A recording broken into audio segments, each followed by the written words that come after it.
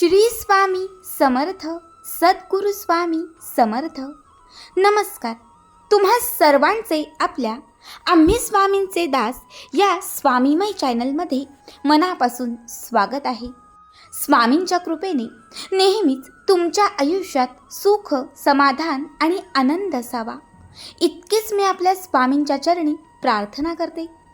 आणि आपल्या आजच्या या नवीन आणि सुंदर व्हिडिओला पुन्हा एकदा नव्याने सुरुवात करते. भक्त हो, मी नेहमीच तुम्हाला आपल्या या चॅनलमध्ये स्वामींचे असंख्य अनुभव सांगत असते. कधी माता लक्ष्मीच्या भक्तांना आलेल्या प्रचिती सांगत असते. बऱ्याच वेळा स्वामींनी माझ्या आयुष्यात केलेल्या असंख्य लीला मी तुमच्यासमोर मांडत असते. मात्र आजच्या व्हिडिओमध्ये मी तुम्हाला एका स्वामी सेवेकरी ताईंच्या आयुष्यात माता लक्ष्मीने केलेला एक भयान चमत्कार मी तुम्हाला त्यांच्याच शब्दात सांगणार आहे. आजचा अनुभव आणि आजचा चमत्कार हा अत्यंत आगळा आणि वेगळा आहे. जे लोक माता लक्ष्मीची मनापासून उपासना करतात, माता लक्ष्मीचे व्रत वैकल्य करतात, माता लक्ष्मीवर मनापासून श्रद्धा ठेवतात, त्या प्रत्येकाने आपला आजचा हा अनुभव व्यवस्थित ऐका. कारण आज सगळ्यांना या अनुभवातून माता लक्ष्मीचं सामर्थ्य, माता लक्ष्मीची महती आणि एका भक्तासाठी माता लक्ष्मीने घेतलेलं हे नवीन रूप तुम्हा सगळ्यांना आपल्या आजच्या व्हिडिओमधून पाहायला मिळणार आहे. फक्त त्यासाठी आपला आजचा व्हिडिओ स्किप न करता शेवटपर्यंत बघा.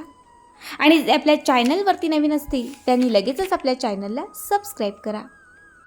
कारण तुम्ही आपला चॅनल सबस्क्राईब केल्यामुळे मी पुढचे जे काही व्हिडिओ बनवेन त्याचं सर्वात पहिले नोटिफिकेशन हे तुमच्यापर्यंत पोहोचेल.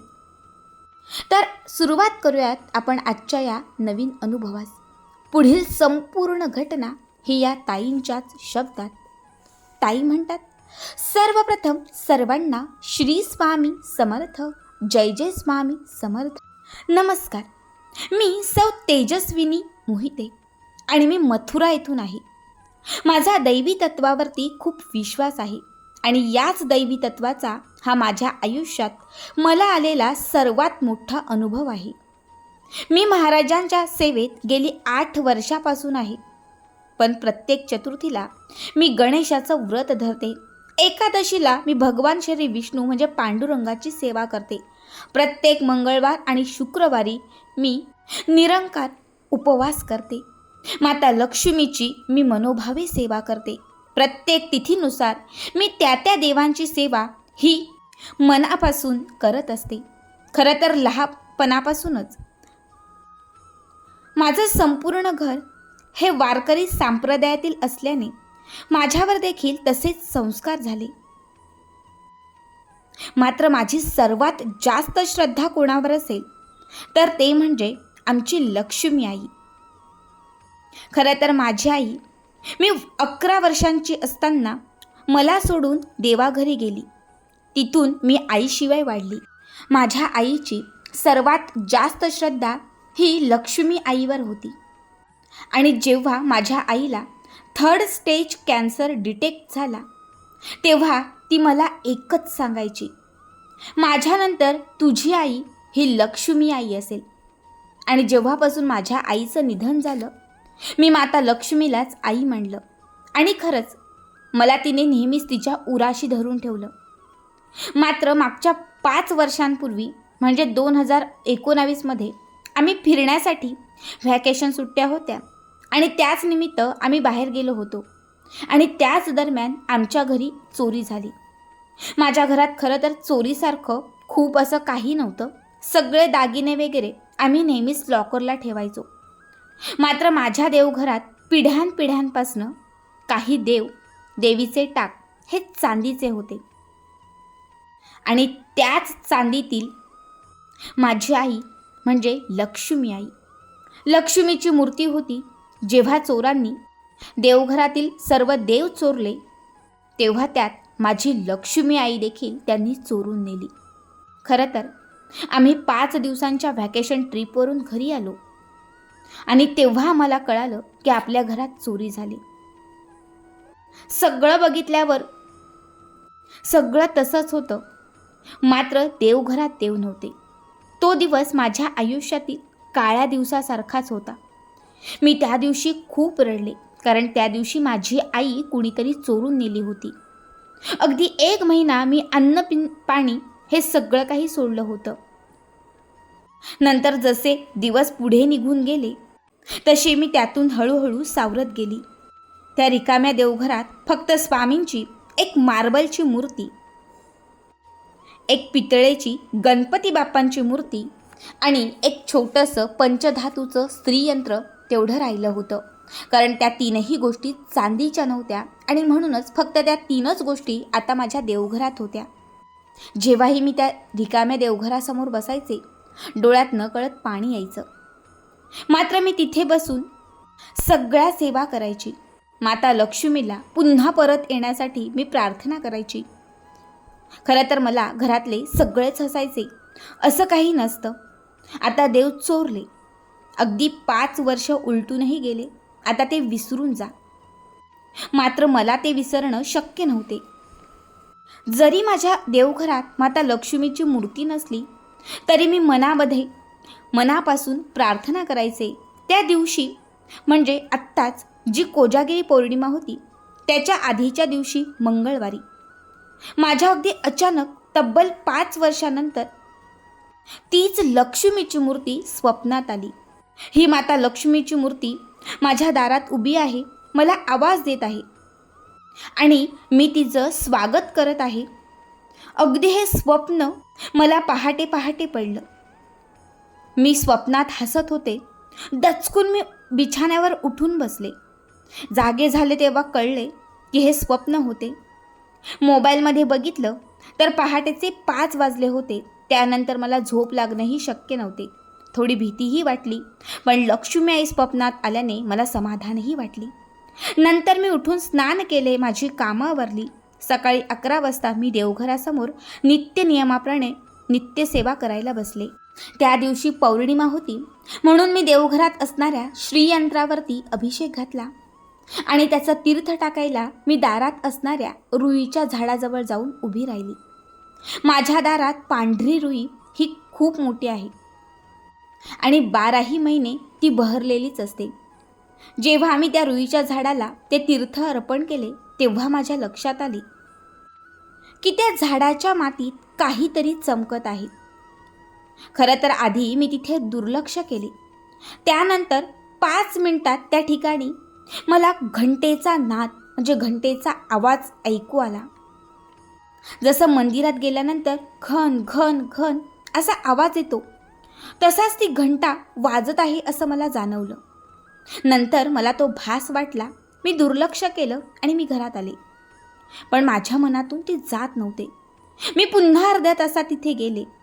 त्या झाडाजवळ मी उभी राहिले तर आता ती चमकणारी वस्तू ही जास्तच चमकत होती आणि तिथून सू सू असा आवाजही येत होता. जसं गुप्तधन जमिनीतून बाहेर येताना आवाज येतो, अगदी तसाच आवाज माझ्या कानात सारखा मला येत होता. अंगावर शहारे येत होते. त्या चमकणाऱ्या वस्तूकडे मी जसं बघितलं तर ती वस्तू मला आवाज देत आहे असंच मला वाटत होतं. थोडीशी हिंमत करून मी तिथली थोडीशी माती बाजूला केली आणि जेव्हा नीट पाहिलं तर माझ्यावर विश्वास नव्हता. मला काय करू सुचत नव्हते, कारण मी त्या दिवशी थक्क झाले होते. त्या दिवशी पौर्णिमेला म्हणजे माता लक्ष्मीचा जो दिवस आपण मानतो त्याच दिवशी त्या झाडाजवळ मला माझी लक्ष्मी आई भेटली. ती चमकणारी गोष्ट दुसरी तिसरी कुठली नसून ती लक्ष्मीची मूर्ती होती. मी ती मूर्ती घरात आणली, स्वच्छ पाण्याने ती धुतली आणि ती मूर्ती खूप चकाकत होती.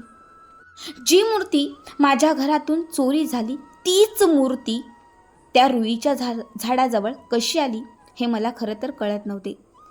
दिवसभर मी त्या मूर्तीसमोर बसून होते.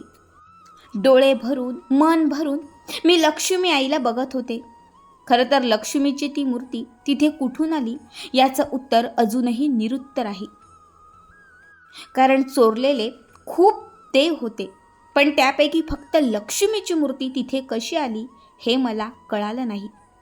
आई लक्ष्मीची मूर्ती घरात आली आणि त्याच्या अगदी एकाच तासात माझ्या मोबाईलवर कॉल आला.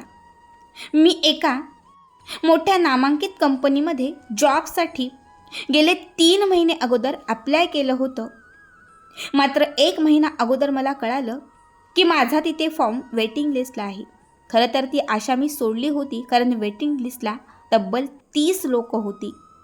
मात्र त्या दिवशी माता लक्ष्मीची ती मूर्ती माझ्या घरात आली आणि त्या एकाच तासात चमत्कार घडवून आणला. त्या एका तासात मला तिथे जॉबसाठी सिलेक्शनचा कॉल आला आणि त्या दिवशी मला स्वप्नातही नसणारा तो जॉब मिळाला.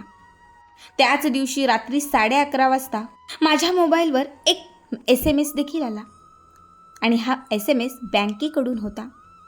खरं तर मी एका बँकेमध्ये लोनसाठी अप्लाय केलं होतं, मात्र मागचे 6 महिने लोन सँक्शन होत नव्हतं आणि त्या दिवशी माता लक्ष्मीची मूर्ती घरात आली आणि रात्री तो मेसेज आला ज्यामध्ये आमचं लोन हे सँक्शन झालं होतं.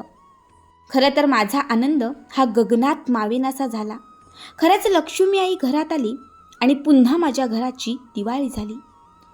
मात्र मी दुसऱ्याच दिवशी आमच्या ओळखीच्या रमेश भटजींना भेटायला गेली आणि घडला सगळा प्रकार सांगितला. खरं तर मी भटजी काकांनाही सांगितलं. त्यांनी सगळ्या गावात ही बातमी पसरवली आणि सगळा गाव आमच्या घरी दर्शनासाठी रांग लावू लागला. भटजी म्हणाले, खूप नशीबवान आहेस, तुझ्यासाठी लक्ष्मी माता ही स्वतः आली आहे. तुझी श्रद्धा सफल ठरली आहे. चमत्कारासारखा हा चमत्कार घडला आहे. असं कधीच घडत नाही, पण एका गुप्तधनाप्रमाणे ही लक्ष्मीची मूर्ती स्वतः तुझ्या दारात उभी राहिली आहे. बघ, तुझा हट्ट लक्ष्मीने साक्षात रूपी पूर्ण केला आहे. आता आयुष्यभर तिची सेवा कर आणि त्या मूर्तीची पूजा कर. खरं तर ती मूर्ती नसून साक्षात रूपी तुझी आईच आहे, कारण ती तुझ्यासाठी पुन्हा परत आली आहे. ताई म्हणतात, मी ते ऐकलं आणि मी खूप रडले.